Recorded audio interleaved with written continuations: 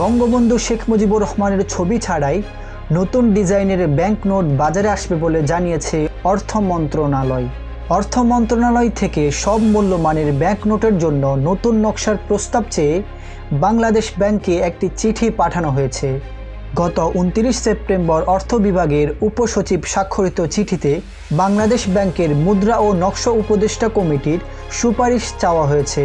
কমিটির প্রস্তাবের ভিত্তিতে যত দ্রুত সম্ভব মন্ত্রণালয়ে একটি চূড়ান্ত নকশার প্রস্তাব পাঠানোর নির্দেশ দেওয়া হয়েছে। সূত্র জানায়, নতুন ডিজাইন প্রস্তুত করার জন্য প্রায় 6 মাস সময় লাগবে, যেখানে প্রতিটি নোটের জন্য 4টি ভিন্ন নকশা জমা দেওয়া হবে। এরপর নতুন নোট বাজারে চালু হতে প্রায় 2 বছর সময় লাগতে পারে।